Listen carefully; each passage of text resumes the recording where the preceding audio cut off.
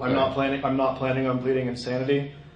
I'm not planning on claiming that I was in a psychotic state, or I'm not. I want the world to know why I did what I did. So I'm just gonna tell you. This positive guy, Nathaniel, on June 6, 2022, committed the most terrible mass murder in the history of the Canadian city of London. The Afzal Muslim family, mother, father and 2 children, were peacefully waiting for the green light at the intersection to cross the street.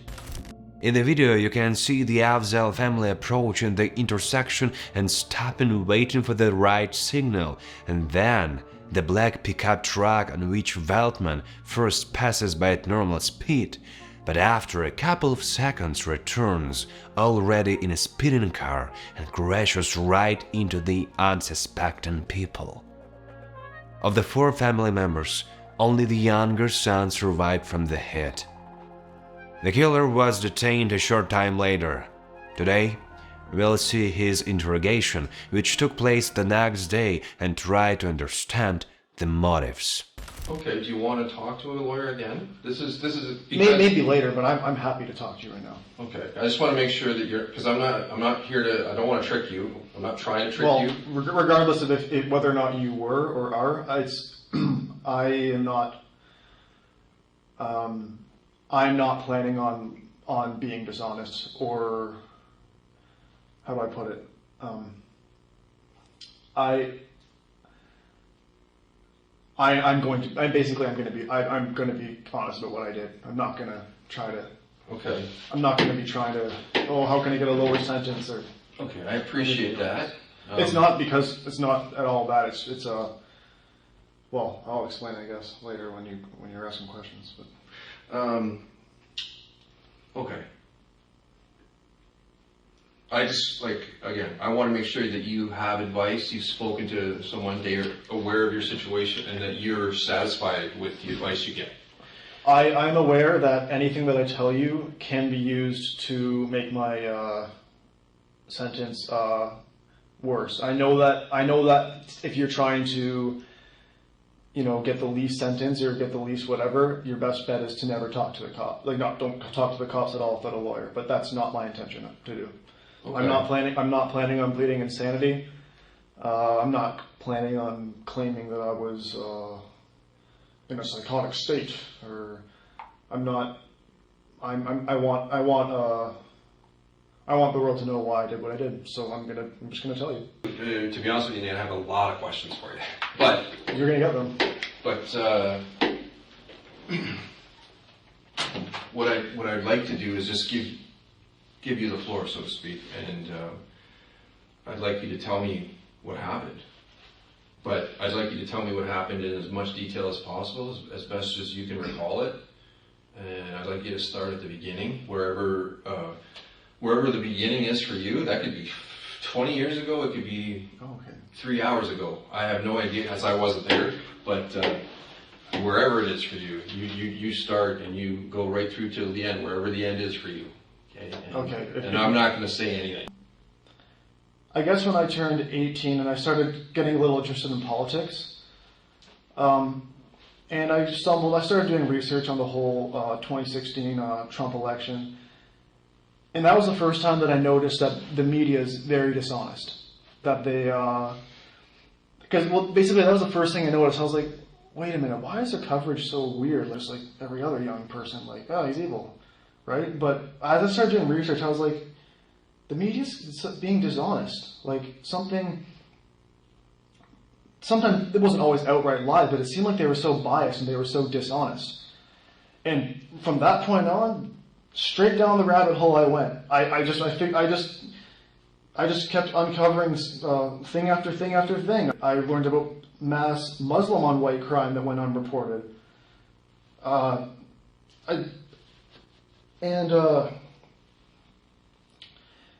So it made me, and I always kept these things to myself because you're always afraid of being called a racist or whatever, because you can be violently attacked, or a lot of bad things can happen if people think you're racist. So I really kept these things to myself. I became a bit of a recluse, I guess, because I spent a lot of my time just, But, once I started, the moment I was 18, the moment I realized that the media was a bit dishonest, because I always just assumed it was just the news. But the moment I found out the media was dishonest, it was just straight down the rabbit hole. It's just one thing after another that they do. There's, one, because it's like they'll claim that white people are the problem, and white people are the problem because of their hate crimes. But then every time a Muslim kills a white person, they don't report it. They won't even report it as a hate crime. They'll just say it was just murder. So, but that's only one example. It's endless. It's so corrupt. And I kept trying to figure out why is this something didn't seem right because it's why is every single news media doing the exact same dishonest thing? It's not just the news. Why is every educational institution doing the exact same thing? Why is every corporation promoting the same far left liberal agenda? Why is the upper elite class promoting this hatred of just normal white people? Why are they? Because I just kept searching and I just kept finding more and more stuff, but still at the time it was it made me angry, but I couldn't handle it because if I was ever okay, let's figure out some unreported crime that doesn't get reported, because here we go again, the media's hyping up some stupid it's not even wrong that they're reporting it, but they'll only focus on one white on minority crime. They only focus on that to mess with the public and hype up the public and deceive the public into thinking that it's white people that are the violent ones when it's the other way around. That's completely disproportionate. But every time, if I ever accidentally stumbled across a news article of something really bad happening to a white person, white woman raped, white girl killed, white man gang attacked. If I ever stumbled across it, it would fill me with this anger inside, that I purposely would avoid it. So even though I was for a long time in between 18 and now, I was interested in politics. I would still just read the news, or look at forums and stuff, and read books or whatever. But I always would purposely avoid any minority on crime, whether it was a video that somehow wasn't deleted from Twitter or YouTube or something, or whether it was a news article that I happened to find. And I usually had to dig pretty deep because they don't report on it. And but eventually, I didn't like it. It made me feel it just filled me with this anger. That made me filled me with such rage that I purposely would avoid it. Interestingly, in 2016, Nathaniel was at the epicenter of the fierce dispute between his divorcing parents over custody of the children, which probably served as the true cause of his anger and rage. That's when he started having mental problems. I was so depressed and so oh, what does this world come to? Especially because I had been, around the time I had been doing online school in my house for so long. I was just going insane. I felt like I was in jail because just always in my little apartment, never leaving, because the schools were closed and everything was closed. And finally I was like, okay, you know what? Maybe I should actually look into the minority on white crime that goes unreported because I'm suicidal right now and this isn't good. So maybe I should look into this because kind of face the demon that I'm afraid of looking at, because I would always purposely avoid it because it would fill me with this rage when I saw it. So from then on I started doing more research into that. And I'll tell you what the breaking point for me was the Muslim grooming gangs in the UK. That was it. I just snapped. I'm I'm done. So Muslim grooming gangs in the UK gang rape and pimp 13 and 14-year-old white girls, usually from poor middle class working families, and the governments in the UK purposely allow it to happen, and the media purposely doesn't report on it. And that, even that wasn't enough to break me. What broke me, I think it was the Sun, I think. What actually made me snap and I decided I'm going to commit violence, was when, I think it was the Sun, I can't remember which shitlib news media it was, but basically what happened is there were two 12-year-old white girls that were kidnapped by this Muslim grooming gang in the UK somewhere. I think it was in Britain somewhere. And they were, 12-year-old girls, drugged up, brought to some house, and they're just gang raped, drug. And their fathers, these two white girls, 12-year-old girls' fathers, managed to track down where their daughters were. And they tried breaking into the house where their daughters were. The cops showed up. They arrested the dads. They charged them. Then they charged the two 12-year-old girls for being intoxicated. And then they left to let them keep getting gang raped. I was like, I'm done.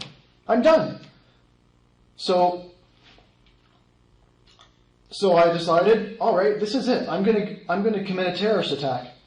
I'm done. I'm not putting up with this shit anymore. What am I gonna do? Fuck this. Fine.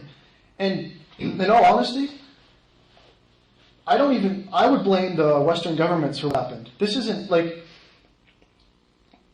because you can say, oh, it's your fault, Nate. You chose to commit violence. But guess what? I'm not allowed to any other option of violence. They leave you no choice. Because if you publicly protest and say, stop Islamization, it's resulting in terrorism against white people and Muslim grooming gangs raping our children. What happens? You'll get doxxed, which again, I'm not actually against doxing if the government still protects your rights. But then after you're doxxed, you get kicked out of school, fired from your job, you might even be kicked out of your apartment and forced into homelessness. It happens every single time. Not every single time, but it happens so much. If you are publicly protesting or even say you're just like, you decide to become some public advocate, you say like, this is a problem, we need to stop this. Then what happens to you is, what often will happen is minorities will attack you in the street, or Antifa will attack you in the street, and then when you try to defend yourself, the government throws you in jail and charges you for violence. And then all the news media starts saying, oh, white supremacists committed violence, white supremacist attacks innocent Antifa. The government, for some reason, don't ask me why, but they never charged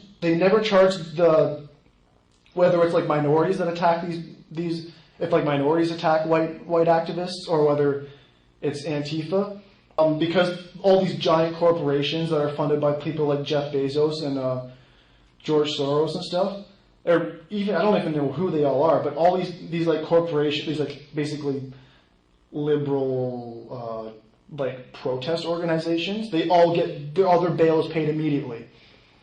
So they leave us no option. I would rather be peaceful. I would rather just hold a fucking sign. I would rather just write books or something, or be some activist, or just be free to say that what my concerns are. And if someone happens to attack me, then there'll be equal justice under the law. And I'll be able to claim self-defense if I defended myself when I was being attacked. Or it would be illegal for employers to fire their employees if they're publicly accused of being a racist. Or it would be illegal for government-funded institutions like colleges and universities to expel their students because, there's an allegation that they said an offensive word in private when they weren't even on. But they don't. They're not allowed to. So it's the government's fault that this is happening. It's not. They leave people like me no choice. I would much rather. I didn't want to do this. I felt sick after what I did. I felt sick to my stomach.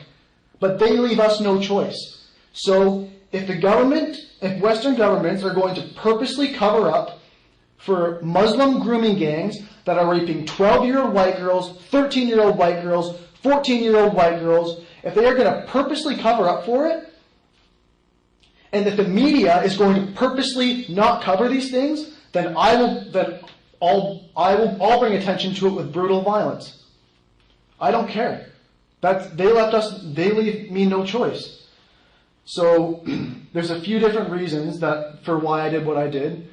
Reason number one is to send a message to Muslim grooming gangs in the UK that you have to back off, and if you don't back off, more Muslims are going to die, and there will, because when people like me do things like this, it inspires other angry men to do the similar. Like, I would have never done what I did if it wasn't for other men that have done similar things. Brenton Tarrant, the New Zealand shooter, he was a huge inspiration for me. It was like, whoa, a white person actually doing something about Muslim terrorism? Wow. There's other people. There's Anders Breivik, John Ernest. There's lots of people that inspire me to do what I did. And now that I did that, whether people like it or not, future people that do the same thing, they will have been inspired by me. It will accelerate. So there will be people down the road who decide to do something similar to what I did, and it will be me. I'll be one of the people that gave them inspiration. There's a lot of other things I could say, but I think maybe you get kind of the gist of where my motivation came from. Yes, his monologue and views are quite peculiar, so much that you just want to doubt his sanity. But let's look at what mental disorders the defense insisted on. These are obsessive-compulsive disorder, autism, and severe depression. So far, I don't see any signs of these disorders here, but the guy clearly wants a lot of attention and recognition, and let's face it, many people in our world have quite strange political and life beliefs, which does not make them psycho. Okay, well, I want to hear it all. I want to know everything. Yeah, So well, I kind of what went on a bit else of a is- sorry, I went on a bit of a rant there. No. Yeah, it's You went back to try to tell me why you've done what you've done, or what your motivations are. Yeah, so But if there's more, just tell me. Like, I want to know. okay, well, there's a list of reasons why I did what I did, but reason number one was to send a warning to the Islamic grooming gangs, wherever they are. Most of them are in the UK, but send a warning to them that if you don't back off and stop, more Muslims are going to die. So that was reason number one. Reason number two, it all really ties back into that, honestly. But I also want to prevent something like that happening in Canada, obviously, because when there are a lot of Muslims in countries, that will happen. And the UK has the most Muslims, and that's where it happens. It's not just the UK; all over Germany, Australia, it happens. I think even New Zealand and Holland, it happens. It was also for revenge too. I want revenge. I wanted revenge for all those white girls, young white girls especially, that have been gang raped and pimped out by those disgusting gangs. What I did is revenge for every single one of those girls. I'm half Dutch. It happened in Netherlands too. I don't know if it's probably still happening. Young schoolgirls getting trafficked by these Muslim grooming gangs in the Netherlands. That's revenge for them too, especially. Revenge for Ebba Ackerland, the 11-year-old white girl that was walking home from school when a Muslim crashed into her with a truck and ripped her body in half. And then afterwards, her grave kept getting vandalized. And when the dad complained about it, the cops harassed her dad about it. Revenge for her grave being over and over vandalized over and over again after she was buried. What else? Oh yeah, revenge for the recent Islamic terror attack in the shopping mall in the U.S. I can't remember which state it happened in, but some Arab went into a shopping mall and killed 10 white people, including one young white girl as well, along with a bunch, but they were all white that he killed. But of course, he's not reported as being some anti-white terrorist. Just a random shooter is what he's treated as, and what the public will believe, because the public isn't really capable understanding that the media is lying. And there's side thing, like side reasons for what I did, but they're not reasons enough to justify what I did, but they're sort of bonus reasons. Like I'm trying to inspire more young men to stop sitting around and letting this happen. Especially, and part of the reason why I use my truck as opposed to trying to like legally acquire a gun or something is because in the UK, their guns are very hard to get a hold of, and there's even the cops don't carry guns on them. And a lot of the men there just feel like we're powerless, right? I'm trying to send a message to other guys that can't get a hold of guns. You can use a vehicle. It works. Like John Ernest, the guy that he had a gun and he only killed like one person. Like you don't necessarily need a gun. So that's what a message I'm trying to send. And yeah, it will be very encouraging to a lot of people secretly. Of course, they won't admit it, but for a lot of people, it will be like, finally, somebody did something. And you could say, you could argue, well, children are innocent; they shouldn't die. Or people will say, oh, you're a coward, Nate. You're a coward. You killed innocent people. No, I'm actually giving Muslims a taste of their own medicine. How can you call me a coward when they're the ones that sex traffic, grooming gang rape, drug, kill very young white girls every single day? They're the cowards. They're the ones that target naive girls that don't know any better. They're the ones that go into shopping malls and shoot random white people. They're the ones that are the cowards. I'm just giving them a taste of their own medicine. And don't get me wrong. Like, because originally I was going to go on a rampage, but after I felt so sick to my stomach after what I did. It was surprisingly easier than I thought. Like, because I thought I was going to keep hesitating, because I kept hesitating and hesitating. I was like, oh my god, I can't do this. But when I actually stepped on the pedal, like, it was actually surprisingly easy. But as soon as it happened, I was like, fuck this, I'm surrendering. Because don't get me wrong, it was very distasteful. It was very damaging to my soul what I did. But that's what the only thing they're going to respond to. You have to be extreme. If like they don't respond to anything else. And if people know that their children are in danger, they are much less likely to. Much less likely to try to piss them off if they know that, oh, it's not just me, it's also I'm endangering my children by my actions. So, yeah, I think I sort of basically gave you the gist of it. But yeah, I don't regret what I did. I feel like I had to do it. I didn't want to do it, but Western governments don't defend my right to free speech. They don't defend my right to, because I would have much rather have been peaceful, but Western governments don't allow that. So they leave you no choice.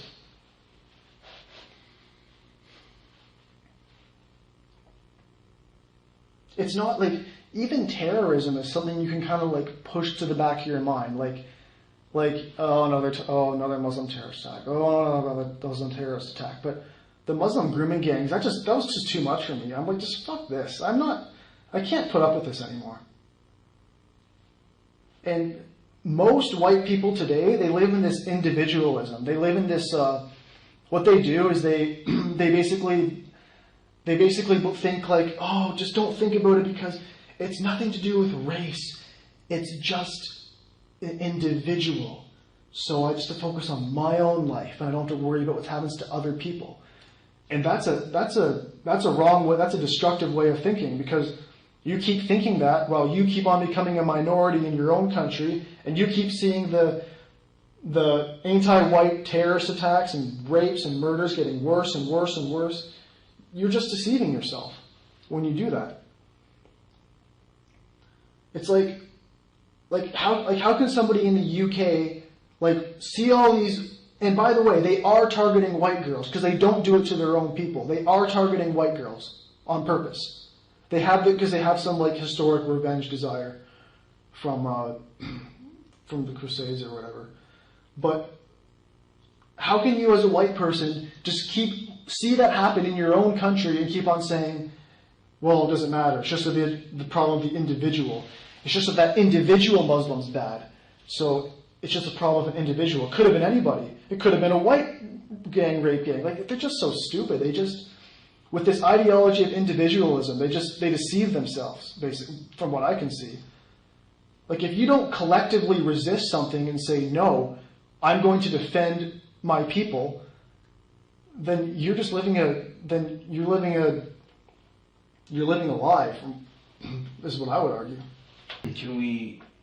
I'm gonna try and focus it a little bit. Yep. Because we've talked a lot, or you've talked a lot about what brought you to this point. Yep.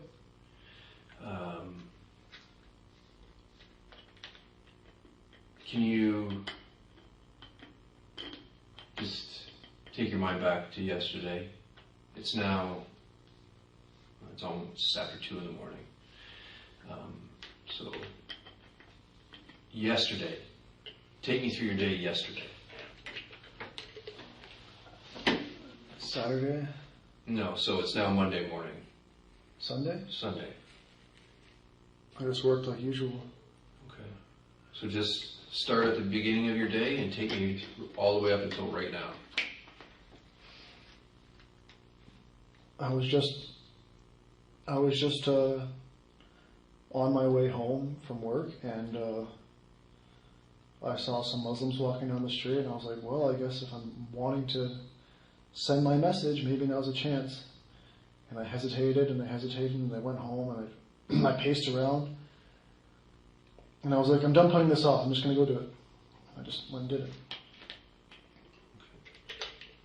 It was surprisingly easy, because if you ask anyone who grew up with me or knew me, they would all describe me as maybe not a nice person necessarily, but they would be utterly shocked at what I've done. They had no idea.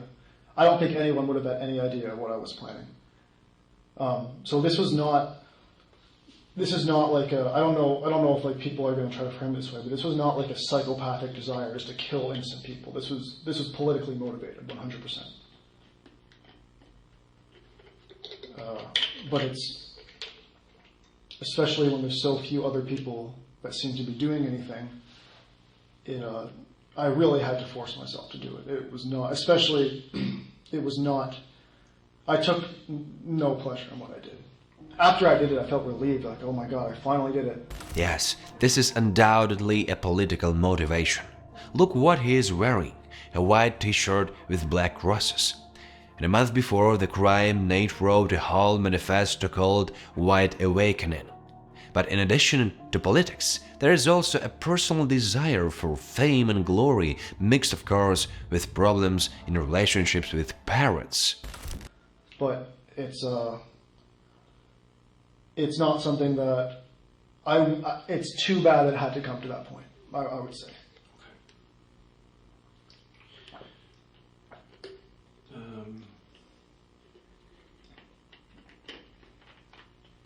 So you've described what happened yesterday very briefly. Well, there's nothing special really. I just decided that because I kept thinking about doing it and thinking, but I kept hesitating, and I hesitated so much, and finally I was just like, fuck this, let's just get this over with. Okay. So if you take, and this may be impossible for you to do, but if you take the motivation, the reason for doing it, out of it for just a second. You mentioned you went to work, you went home, you saw some Muslims, thought about it, you went home, you paced back and forth, you thought about it some more, and then went back out. So one of my jobs is to tease out these details. Okay, so little details that may not seem significant to you are significant to me. So go back to yesterday morning. Tell me when you woke up and what happened from when you woke up until noon hour. I honestly, I don't think I could tell you anything abnormal. Well, I didn't. I felt pretty gross in the morning, but I felt pretty gross. But I wasn't actually expecting that I was going to do it yesterday. I didn't think that was going to be the day I did it. Okay. So where do you work? No, I don't think I work anywhere anymore. But you mentioned going to work yesterday. Yes, I worked at Grey Ridge Eggs, just as a Grey Ridge Eggs. yeah, just egg factory Where's that at? in Strathroy. Okay, where do you live? We lived in London, in downtown. Okay. So what time did you wake up yesterday morning? 8:45. You mentioned feeling gross. Yes, Why is that? because I had gotten pretty depressed on Saturday, and I had taken a bunch of shrooms. Okay. Okay. Thanks So, for being honest about But that. well, it was like 3 in the morning Saturday. So technically it was Saturday, even though it was sort of like Friday night. But I sort of had a cynical breakthrough after that happened, and when I came out of the high, I decided that I was kind of wrestling with myself and what I'm like, sort of like, I guess I was just wrestling myself. And when I woke up, I was like, yes, I am sure that I want to do this. And you woke up Sunday morning. Yeah, well, I slept during the day Saturday because I was up all night, obviously. But I slept during the day Saturday, and then I woke up for a while and went to sleep again, and then woke up. Yeah, and then I woke up at 8:45 in the morning. Then what? I had a shower and went to work. What time did you start? 10. How did you get to work? Driving. You drive from your apartment downtown to Strathroy. I did, yes. Okay. You start work at 10, you said? Yeah. Okay. Then what happened? Just a regular day. There was nothing. I still felt tired and shitty, sort of. Even though, I don't know, maybe there was still some come down effects, but it was over 24 hours, I think, so I don't think that could have had anything to do with it. Psilocybin mushrooms, also known as hallucinogenic mushrooms, are quite dangerous stuff. Ned's defense tried to use them to their advantage, and here I would think twice. The effect of mushrooms on different people is very different, including depending on the dosage, and the consequences of use are unpredictable. However, from the time the drug was taken to the time of the crime, there was still too much time to blame everything on the drugs. Yeah, I know there's going to be a lot of people that are going to try to claim that it was because of psychedelic drugs he did it, because they're not going to want to. They're not going to want to get demonized like people who are conservative, or people who are arguing against, Islamic terrorism and stuff. They're going to be not wanting to be associated with me, so they're all going to try to say that, but I don't believe that was the cause. I just drove, and then I was reminded when I saw some Muslims walking down the road, and I was like, for fuck's sakes, I can't do this. I just can't do this. But then I got home, and then I decided to. I forced myself to do it pretty much. Okay. I'm used to feeling like shit on Sundays, kind of, because it's the weekend, and maybe I party too hard or whatever. But so.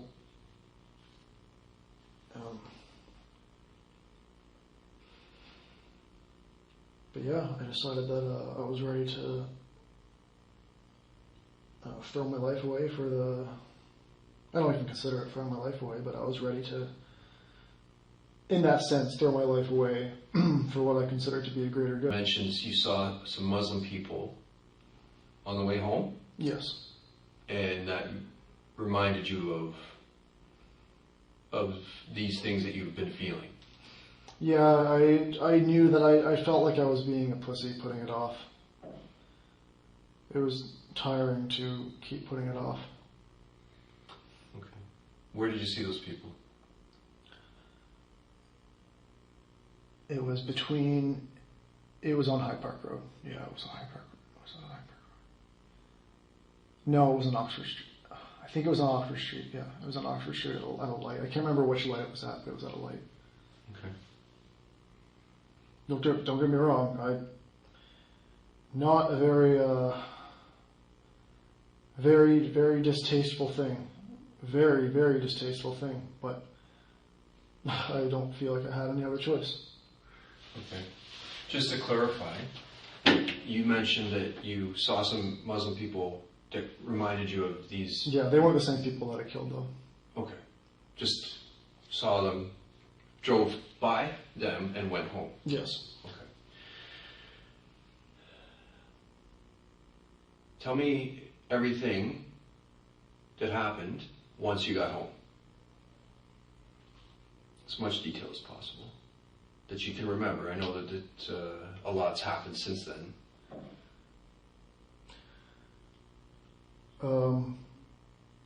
I was looking to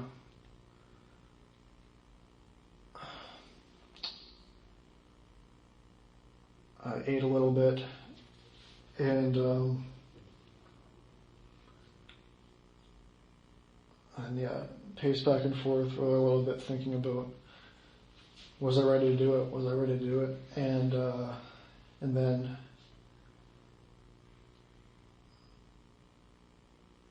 another man that did something similar from the UK, I looked him up to see what had happened to him, or kind of look at what he did. Then I was like, yeah, I can do that too. And I went and did it.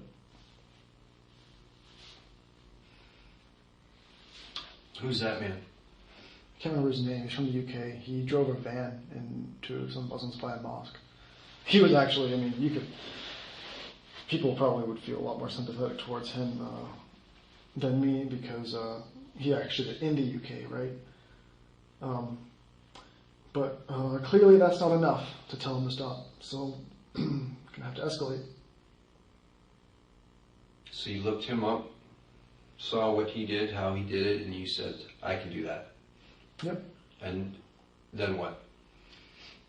I just drove around until I found something and went and did it. What time did you leave your apartment? It would have been 7:30, I think, about that time. Okay. There's cameras in the apartment, so you guys will be able to see, but Okay. it would have been around 7:30, I think. Okay. I want you to take your mind back now to that time at 7:30 or whatever time it was that you left your apartment, and take me slowly through what happened after you left your apartment until you were arrested by police.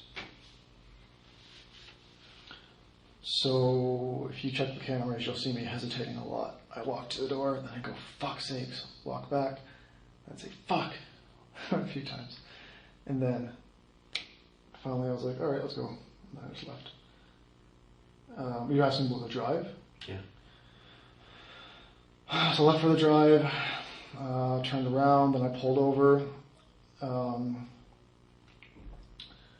I had a fake airsoft gun because I thought, just in case people try to attack, say my truck flips or something, right? And people try to attack me. If they think I have a gun, then that will be able to, then maybe they won't attack me. And then had a machete in my truck as well, 2 knives, an axe. And I didn't end up using any of those things. There's no way psychologically I would have been able to do that. Some people can, but Muslims certainly can. They do stabbing attacks all the time, but it's more psychologically difficult to hurt someone with a knife as opposed to a gun or a vehicle, right? Because, yeah. So yeah, I pulled over, put on my bulletproof vest, put on my helmet, and I can't tell you all the streets I drove down, don't remember, but I basically just drove around looking. And it was it was way easier than I thought it was going to be. Like, I thought I was going to chicken out and not do it, but it was surprisingly easy. But as soon as I crashed into them, I was like, what the fuck? And I just was like, I'm going to surrender. I'm not going to go on a rampage. This is enough. And then I drove around until I found like a parking lot. Like, I wanted to like ask someone to call the cops because I didn't have my phone on me. And I pulled over and I found a taxi driver and got him to call the cops for me. And then I admitted to the cops. I was like, yeah, I did that on purpose. I guess I was sort of. I mean, I guess I would have looked excited at the time because it was more like a sigh of relief. Like, I finally did it because I didn't think I was going to be able to. Because I've seen people, like, I've seen a video of a guy totally fail. There's been so many guys that have been totally failed. Because what usually happens is they'll be really mad and they'll talk online and the feds will get them. One guy from Germany tried.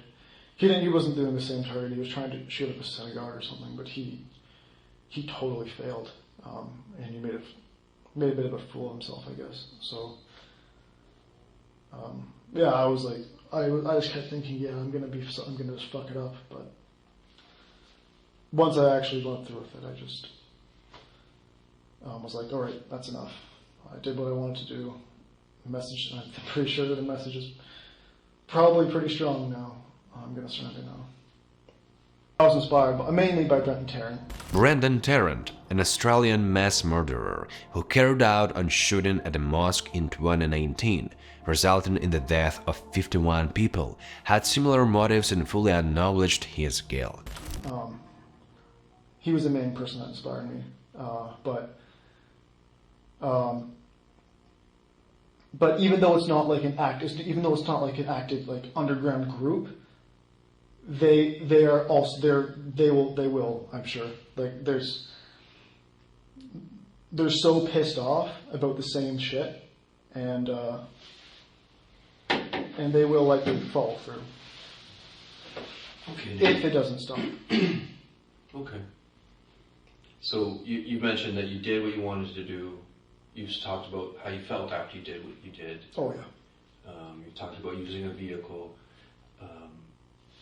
So Nate, what did you do? I killed a bunch of people. Well, not a bunch, 4.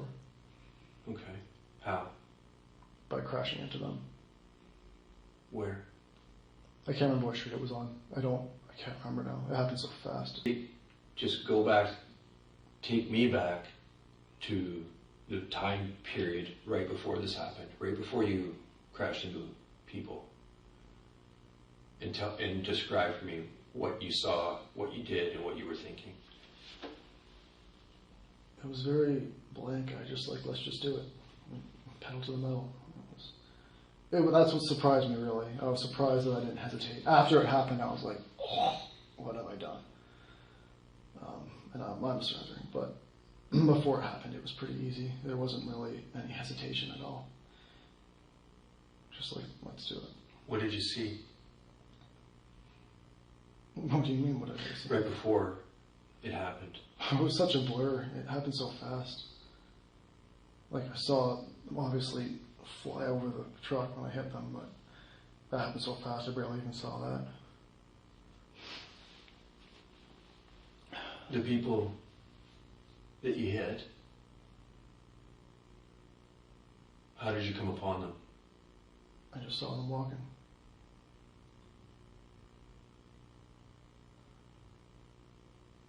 You saw them walking and made a split decision? Yeah. Did you have to? I mean, I was a ticking bomb ready to go off. Like, it could only go on for so much longer before. I want to clarify a couple of things. You mentioned that you'd ingested some shrooms the day before. Technically, but it was like sort of like Friday night. Friday night, late Friday night, after midnight. After midnight, yeah. So we're early morning hours of Saturday. Yeah. Okay. You did that. Now, you mentioned being depressed. on Saturday or feeling Yeah, down? well, I was okay before, but the come down was just really bad. Okay. So, yesterday, throughout the day, you mentioned feeling shitty. Were you under the influence of anything yesterday? No, except for the come down. No, I don't even know how long that stays in your system for,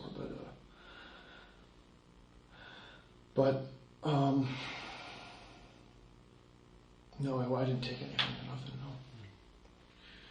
No. It was just otherwise a normal work day for you. Yes. Felt bad because of the come down from taking shrooms the previous. Yeah. Well, the thing is, Day or I two. actually I used to be pretty suicidal until I saw this video of this shitlib professor in some college or university, and he was like, so I hear a lot of young white men are committing suicide, and I got to be careful with what I say here, but I'm like, yeah, great, and I'm watching that and I'm like, wait a minute, what the hell? So they want us to do this? They don't see it and say, oh, that's sad. They actually want this to happen? Why would I play into their hands? So that was a big thing for me that kicked that thought to the curb kicked that thought right to the curb, because I'm like, hold up a second. They actually want us to do this. And, Nate, how are you feeling right now? And I know that's may sound like a stupid question, but physically, are you okay? oh, I'm physically fine. It's mentally probably going to have to digest quite a bit, Yeah. but When we first started talking, you said that people might. You wanted to tell the truth. You didn't want to hide behind an insanity thing. no, because that would ruin the message. That would take away the message Right. of what I'm trying to say. So, in your mind, are you someone that can easily tell right from wrong? Well, I mean, obviously, when I became more aware of, when I became aware of these grooming gangs in the UK and this gang rape of young girls and stuff, that broke me to no longer take my previously held values, because the way I saw it is you can't, this is war, is what I would say. Like that's an act of war against white people to do something like that. So it's not something that I could any longer just say, well, at least they're all not all. Like, it's because if these people really cared about what these people were doing, they would be publicly protesting these people. They would be saying, people don't represent us. But that's not what happens. These terrorists and these rapists often escape, because what they'll do is this isn't in Canada as far as I'm aware, but in these countries where this happens is they'll go to some Muslim community and no one will report them, because these people, and even there's been studies done showing that the vast majority of Muslims, even the non-violent ones, support ISIS, or they don't give a shit. And these are the people that vote for the parties that choose to allow these things to happen. So they're complicit. But I don't know. Like, reason number one was to send a warning. That was reason number one. Obviously, I guess I want to get a sense from you, because to be honest with you, people might look at this act, this, and think, okay, that person maybe was suffering from some type of mental health issue, or they weren't in their right state of mind. And I'm trying to get a baseline for what your state of mind was. Were you able to tell right from wrong at that time? See how interesting it turns out. Usually in such interviews, detectives try to figure out if the criminal is deceiving them, pretending to be insane. But here, on the contrary. The detective is trying to figure out, isn't it really normal? But don't worry, despite this strange behavior, he is normal. And behavior of this kind of characteristic of people prone to getting stuck in some ideas and thoughts. They often have an unusual outlook on the world and an unusual behavioral manifestation. But all this is within normal limits. Well, at that time, my cynicism was broken through. It's just too much. It's too much to just turn my back on. It's just, I mean, they say two wrongs don't make a right, but a message had to be sent, is the way I look at it. A message had to be sent. Someone had to do something. I can't just watch this happen anymore. When you left your apartment at 7:30, if that's what time it was, and you said you struggled with it, you went back and forth, but it was your intention at that time to kill Muslims, yes. A group of Muslims, and kill them. Yes. There's no question about that in your mind when you left your apartment. No, I wasn't gonna do an injury or something like that. I was planning on killing. Did you have a greater plan? No, well, I thought I thought at first no. I mean, because I'm trying to think because once it happened, I was just I mean, obviously I know that, often cops cops are, at least they say cops are likely to be trigger happy or whatever, but I don't really think that's true, but no, I just wanted to get it done. I just wanted to do it. Even even when I got arrested, there were other Muslims walking on the street. I wasn't going to keep going. I was done. I was done after. That was enough. I think that's a pretty strong message that I sent, because that was a pretty brutal thing to do. So, I didn't really have the desire to continue after I did that. Okay. So you had equipment with you, a machete, you mentioned, some knives, an airsoft gun. Yeah, but it was in there, but it's just. Were you? What was your intention for those things? Well, because at first I thought that if cops try to stop me or something, but after I just felt just pointless bringing them. Okay. I guess I thought but the armor was more for if a cop shot at me, just to give me more of a chance of not dying, I guess. But it was pretty much pointless. Yeah, I guess because I was saying that I was depressed or whatever, I guess that could be used as something as saying he wasn't in his right mind. Once again, it's this situation where they're making it so that they're taking away options so that people have no choice but violence. When they take away your right, the ability for you to peacefully protest, and you can say, oh well, we do free speech, but we don't, because as I said to you before, your life will be ruined if you do make your beliefs publicly known, and you'll be ostracized from your society, and the government will not defend your beliefs. I've seen it happen so many times, and I've decided I'm not going to be one of those people. The government makes it so that makes a situation where there is no other possible outcome but violence. Is it your belief that your stance that your beliefs are not racist? Racist. Well, the thing is, the definition of racism has changed, right? Because originally, I guess back in the civil rights movement, right, the definition was basically hating people for the color of their skin, right? But that's not what racism is classified as now. It's just any consciousness of white people at all. It's any racial consciousness of white people at all. They're not allowed to have any.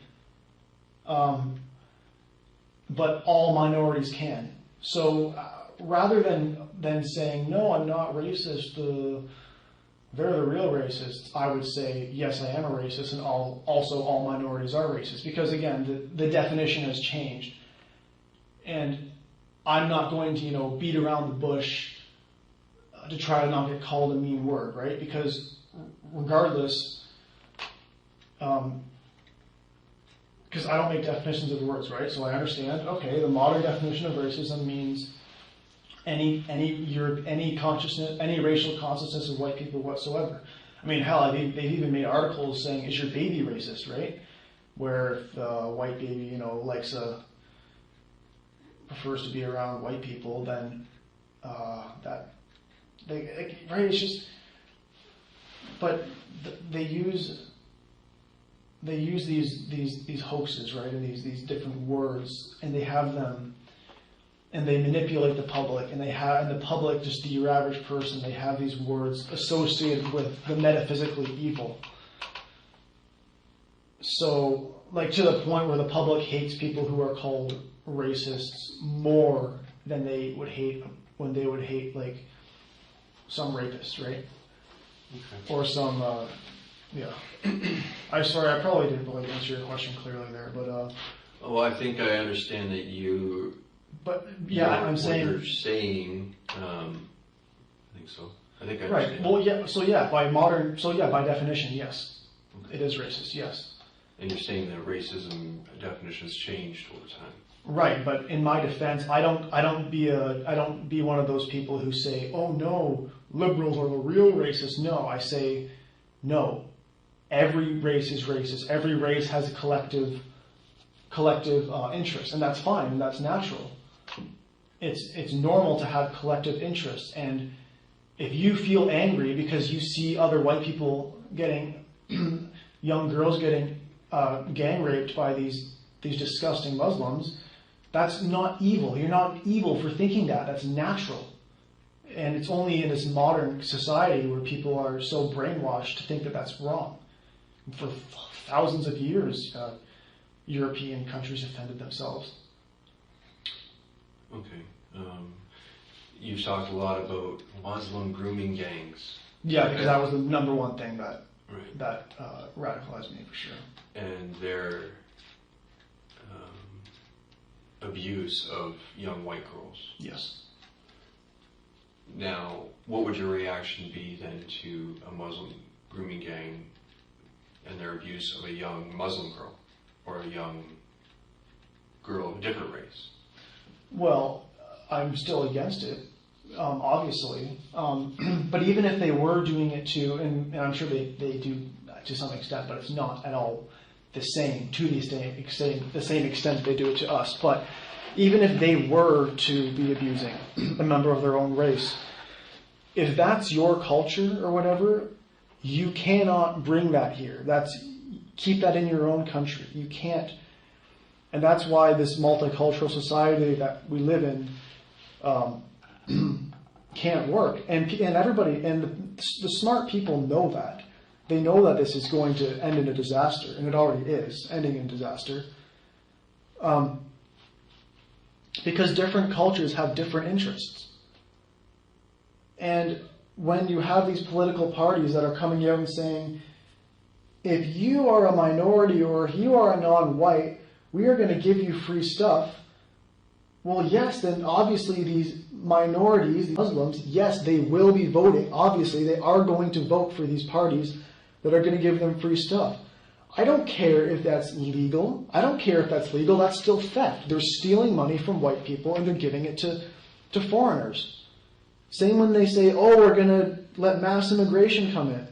I don't care if it's legal. That's an invasion. You can't just open up the floodgates because you know these people are going to vote for you.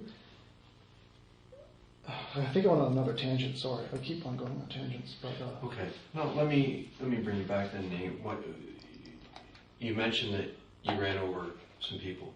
Yeah. Who are the people that you ran over? I don't know. Okay. Why did you run over those people? They were Muslims, right?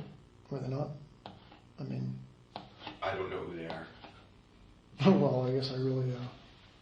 Well, didn't I already explain to you? I thought. No. You explained to me that you ran over some people. But I explained to you the motivation, right? And why you did it. Yes. Yes, because I'm trying to send a message. Right. But you saw a group of people, and you ran over them. Why that group of people? Because they were Muslim. Okay. How did you know they were Muslim? Well, from the clothes. Clothes? Yeah. Anything else? It was the clothes. Can you describe them for me? I can't remember, man. I'm sorry. It was just happened in such a flash. Do you know how many people were there? No.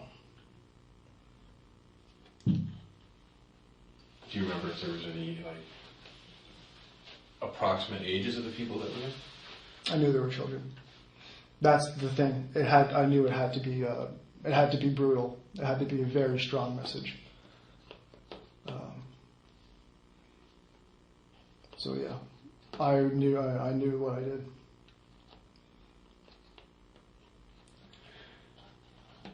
I'm sorry. I know for you this is probably difficult, so I apologize for that. But, This is my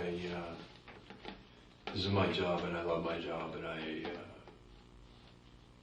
it's not always easy, but yeah, this isn't about me. I'm gonna get a drink. Do you want another drink? sure. Thank you. Okay. Anything else? No, that's fine. Thank you. Okay. Again, just have to ask, right? I'll get you. Yeah, I appreciate it. Okay, just give me a minute, right? Yep, no problem. Pay attention to how Nate behaves. He is demonstrative and is in a rather excited state. This is how the adrenaline hormone works, which Nate is clearly under the influence of now. Detainees are intentionally left alone at such moments in order to see how they behave when alone. I wanted to ask, there's a couple things that stuck out in my mind. When you were talking about this. So you had the items that were in your car, knives, machete. I'm assuming that the helmet and the bulletproof vest were in your car as well. When did you put those items in your car?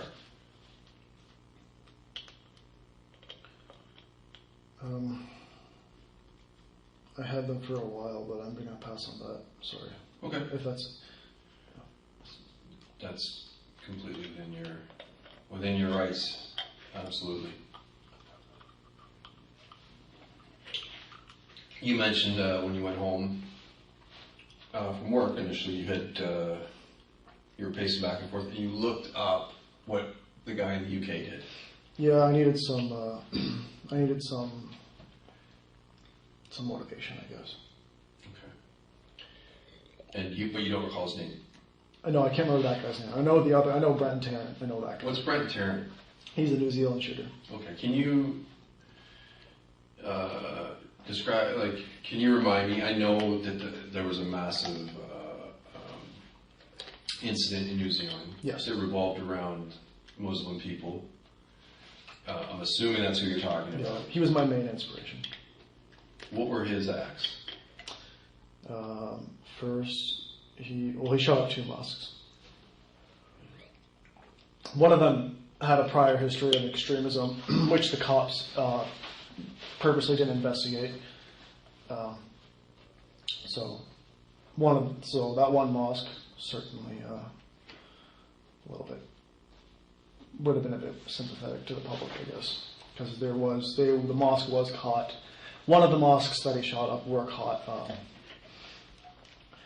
They were caught basically training extremists. There was some extremism connection. I can't remember exactly what it was, but yeah, that was one. You'd also mentioned some other sources of inspiration for you. Well, yeah, it's just. And you mentioned some names, and I honestly, I tend to purposely ignore the news at times, so maybe I'm not as aware as your average person. But what were the names? I didn't recognize any of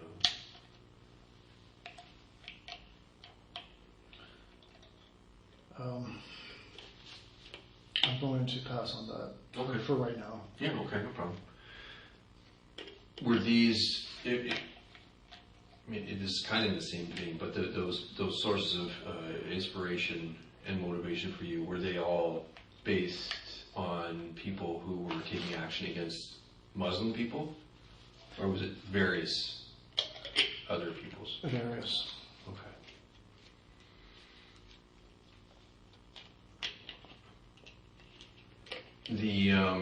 The snapping moment, or the not the snapping, the moment of realization when you were reading or learning about the Muslim grooming gangs. So yeah, When did you come to that, or when did that happen? When was March. that really? March? yeah. I started planning an attack in March, Right. but I started actually planning it in March. Okay. What kind of things did you do to plan it? I'm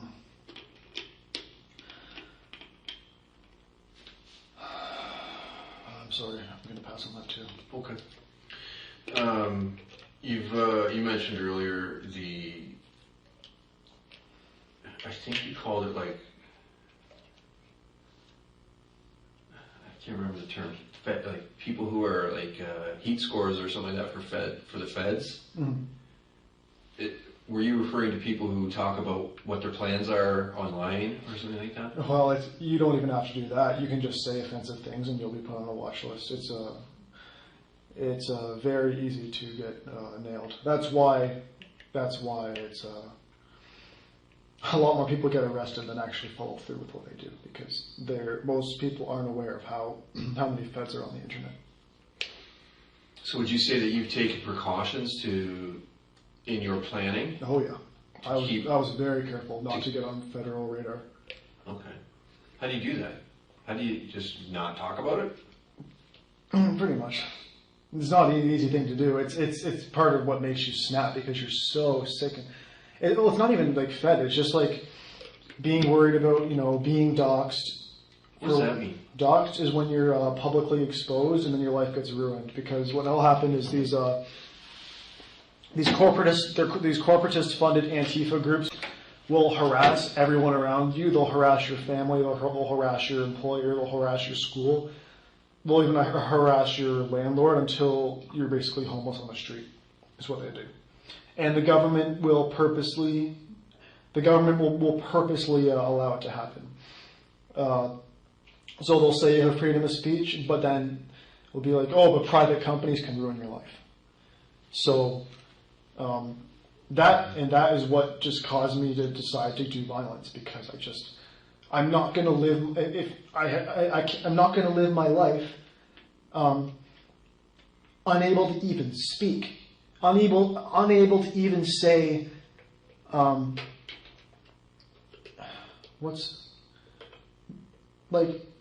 even act like even like I was telling you about earlier, like what happened in Finland, where these guys were protesting against like grooming gangs, like against the Islamization of Europe, and they were arrested for inciting hate violence, even though they were just holding signs. That's the thing. The government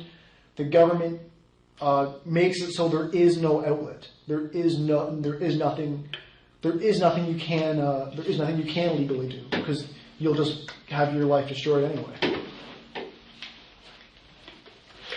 And that's called being why. doxxed, when you're you're exposed. Yes, when you're publicly exposed. Which again, I'm not even against the concept of doxing, because I believe that people have the right to the freedom of information. But if the government still treats you with equal justice under the law, it's similar, and I'm saying there is not equal justice under the law in any Western country. Nationalists are harassed, or the government will purposely allow them to be harassed and not protect them. So that's why I am coming out and saying they are the ones that are responsible for the violence. Everything Nate says can be taken for paranoid thoughts, but this is not the case. Many people with a fixated personality type tend to form over ideas and beliefs. It's not the partisans that do something about it. It's it's their fault it happened. They should be the one that's sued. They're the ones that should have to pay the price, because they're the ones that make it so there's nothing you can do. They're the ones that make it so you don't even. They're the ones that purposefully allow you to be silenced. You mentioned it was about that time in 2016 that you went down the rabbit hole, so to speak. I was 18, but that was only when I was just when I first learned that the media was Right. pretty dishonest, and then I thought that was what the trouble actually. well, I was doing some research and I was thinking like, wait a minute, why are they so dishonest? Like something's not right here, and then that was. So where did you talk about these things like doxing or the dishonest media? Yes. Like as if you have evidence to prove those things. You know what I mean? So where do you, in order to learn that the media is dishonest, where do you go to find that out? Well, Because the media is your source of information in most cases. No? well, an easy one is FBI statistics, but it's even just seeing. It's just when you watch the way the media will point out the race of somebody over and over and over again if they're white. They won't even. Oftentimes, they don't even show pictures because they're afraid of people getting mad, so they just don't show pictures. There's lots of examples. Like show pictures of accused people? Yes, they won't show the picture of the accused. Because they're not white? Yes, Or you're yeah. suggesting they wouldn't show an accused Muslim Yes, person? I 100% believe that they're purposely covering for them.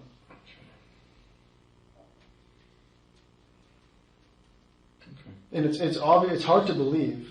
Like it's hard. It seems like such a big conspiracy, but that's what it looks like. That's almost every single corporation and media company seems to do the same thing. It can't be a coincidence. I was very careful not to. Maybe I mean it's possible that I wasn't a watch list and I just like when I ordered the body armor, I had to give my personal information. So I'm assuming I probably already was on one. But When you ordered it? yeah, it was all legal. But even though I didn't actually end up using it at all. But I was very careful until I decided I couldn't take it anymore. You mentioned doing online school. Where do you go to school? I dropped out. I went to Fanshawe. And that's right, you dropped out. I'm saying it now, but I was trying to wonder, like, what am I doing? Like, what is the world coming to? Like, if I was just shocked at what the world was coming to, and I was like, well, if they're going to force me to take it to go, then what's the point of even wasting my time being here? I don't know, like the world is just changing so fast, and it's I mean, this obviously, I'm sure that it's going to shock the hell out of people, but people are like waking up, like people are starting to notice that there's like this this anti-white agenda going on in the Western world, in the entire Western world. Like it's so out in the open at this point that there's not. People are starting to wake up. I know that there's like, which is why stuff like this happening is inevitable, because they keep pushing and they keep pushing and they keep pushing and they keep escalating the rhetoric and they keep bringing up more affirmative action and they keep on taking away more rights and taking away more rights and increasing more mass immigration and printing more fake news. It keeps escalating that white people in the West are starting to develop a racial consciousness in these days. They're starting to, a lot of them, much of it is young people because the older generations are still sort of from their time, but people are starting to no longer just be an individualist, and they're starting to notice, like, why is the same thing happening all over the world? Why do the same agendas get pushed all over the world? Why is every single white majority country have a just horribly collapsing birth rate? Why is every single white country bringing in mass immigration and replacing the native populations? Like, people are starting to people are starting to wake up, so to speak. Nate, what were you studying? Architecture. Who do you have in your life? Well, there's some people, but I didn't really have anything to lose. There was nothing. Obviously, I know that some people are going to have their lives become a living hell because of what I did, but it is collateral damage. But no, if Talking about family? Just like there's some people that, not just that, but there's some people that you know, that I have had connections with, meaningful connections with, and their lives will become. I know that I know, but I'm in the situation. I was in the position where I had nothing to lose, so I decided to take advantage of that. There's a lot of people who are really upset about what's going on. You know, they have a family to take care of, or a girlfriend, or kids. But in my situation, I didn't have anything to lose.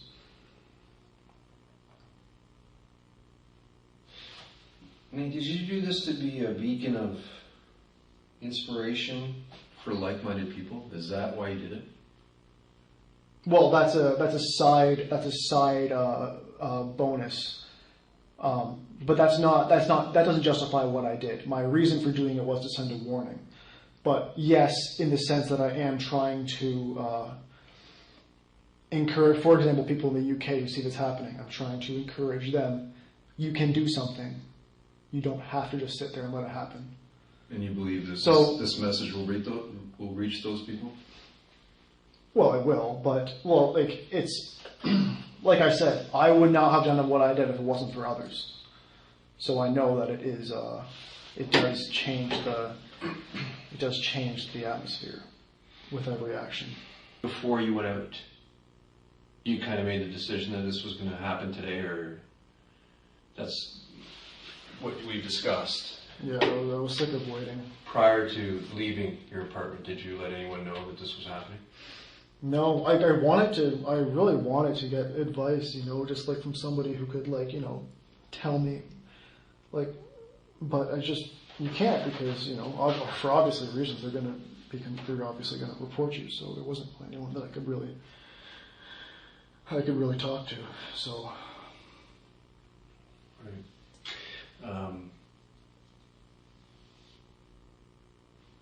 It seems to be a sticking point for you to talk about knowing where you're going when you put these things in your car. I'm not sure why. No, I just don't enjoy talking about what I did, because I just don't enjoy it, because it was very, very, very, very distasteful. So it's just okay. But eventually, I'm sure. That is part. You're talking about the motivation, the reasons why you did it. Yes, but it's difficult. But even with all my motivation, it is difficult to speak of what I did. Okay.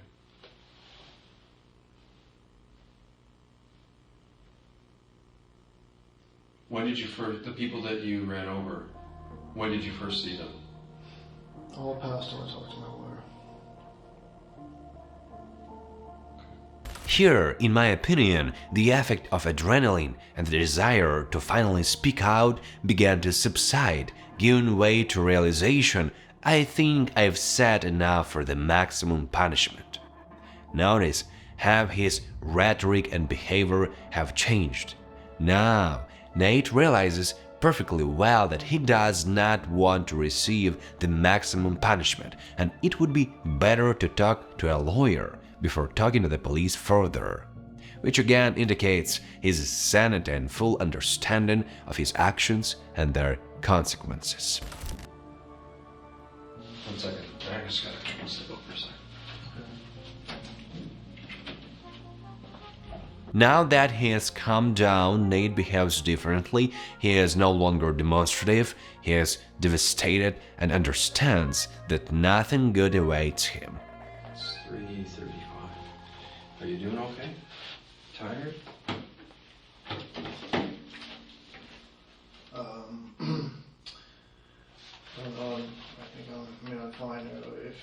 I don't know, a lot of your questions I'm probably not going to answer, but I don't know what else. But Yeah, I mean, you're free to ask like what you want. I appreciate that. And I might talk to you later. I want to talk to my lawyer, but Okay. or not. But one of the things that's sticking out to me in this, you said you started, this happened in March where things kind of crystallized for you, maybe in terms of just it's enough's enough for you. I think with this whole, what I have saw happening in the world is really, like, I mean,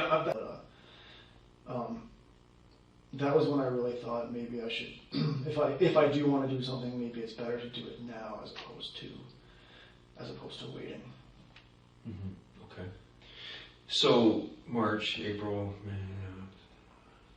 however many months that's been, 3 months? Yeah, 3-4 months, yeah. Sounds like a lot of time, potential for a lot of planning to go on. Oh, it went by faster than ever. I thought, oh, I got lots of time, don't worry about it. And honestly, I didn't think I was going to do it. I really didn't. I just didn't see myself doing it. But I just thought, yeah, you thought I'm going to be a revolutionary. I didn't think I was actually going to do it. Is that how you see yourself? What do you mean? As a revolutionary? Well, we are trying to, the end goal is to overthrow Western governments. So, but what I did is not so much revolutionary in that sense because I wasn't attacking the government per se. But the end goal, yes, is to create a new society, to make white people able to have control over their lands, and that doesn't mean you hate other peoples. It's just you're allowed to serve the interests of your people and not have everything controlled by corporations and globalists,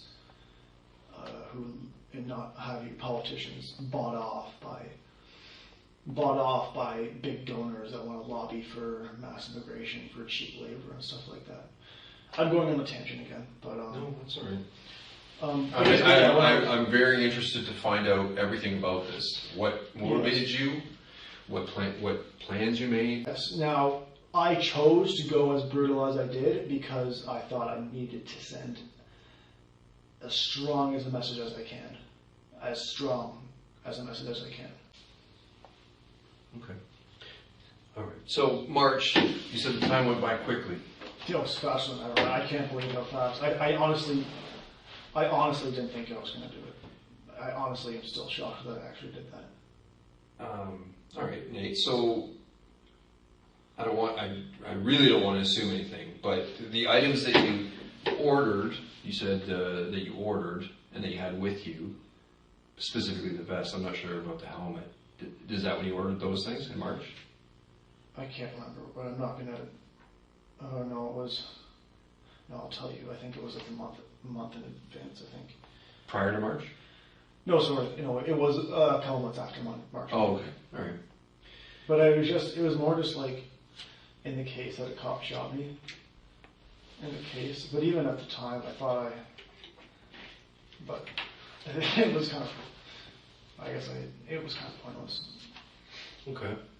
I know you mentioned that you didn't want to talk, or that you wanted to pass for now, but you had weapons in your car. Yes. You had that vest and that helmet with you, and wearing those things at the time you were arrested.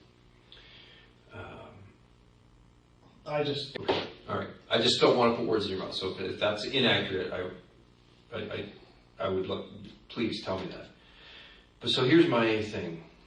You've talked about your main source of inspiration being the gentleman in New Zealand. Yes, he was. I can't remember his name. I apologize. Brenton Tarrant. Brenton Tarrant? Tarrant. Tarrant. Yeah, Tarrant. Okay. Who attacked 2 different mosques? Yes. There's also a guy in Canada up in Quebec that did something similar. Right. He attacked one mosque. I don't remember his name. So here's my thing. You had, I guess, started making plans 3 months or in March. Yeah. Several months ago. And procured some items, and we have a mosque here in London. Mhm. And you were near a mosque I didn't actually know it was near a mosque. when you were arrested. And I'm serious, I actually didn't know that. Okay. Actually, yeah, because when they were taking me to the station, we passed one. I was surprised because I didn't know it was that close. And you mentioned, again, don't want to put words in your mouth, but when you were telling me about your drive home from work, you saw some Muslim people, and I believe from where you were telling me you were at the time, you had gone, it would have been near the mosque that you saw those people. So that puts in my head just the possibility that your plans included a mosque. I understand what you think, but I'm serious, it actually wasn't, but I understand why you would think that. Okay. So that wasn't part of your plan. No, I honestly didn't even know I passed one. That's surprising. But in planning this for the last couple months, the mosque was not part of your plans? Well, I'm not going to say confirm or deny, but I can say that I took time to think of what I wanted my target to be. Because there's the point where you think, well, I want this to be something as most sympathetic to the public as possible, which was originally what I was thinking. But then I decided, no, let's send as brutal as a message as I can. So you Because found... from what I can see, it doesn't seem that the government or these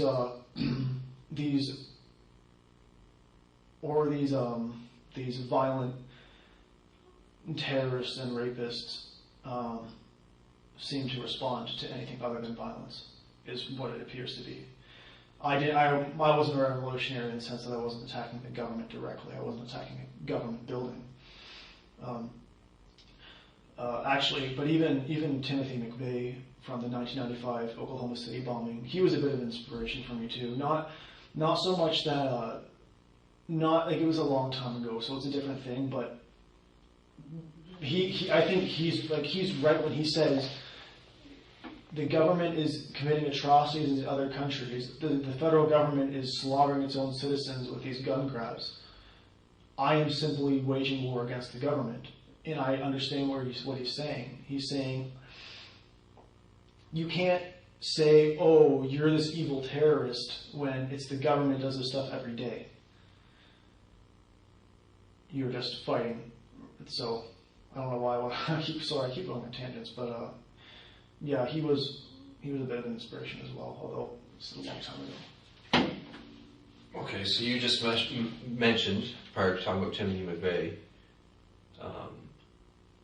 that you knew exactly what you wanted to do, or It took me a while I knew I wanted to do something. I knew that Muslims were probably going to be my target. Okay. But then you chose to go, and you used the words brutal earlier. Yes. So, and I think this was talked about, but you knew there were children there. Yes. And that was intentional, because you knew how it needed to be brutal in order for you to get the message out. I was aiming for the parents, but I knew that there was going to be some collateral damage. And I didn't care, because I think it had to be brutal. Okay. You were aiming for the parents. Yep. At the moment, Veltman has been sentenced to life imprisonment without the possibility of parole for 25 years for the murders of 4 members of the Afzal family. There will be hearings on whether his crime was an act of terrorism, which will not affect the duration of the sentence, it is already maximum, but on the chances for parole and Veltman's classification in prison.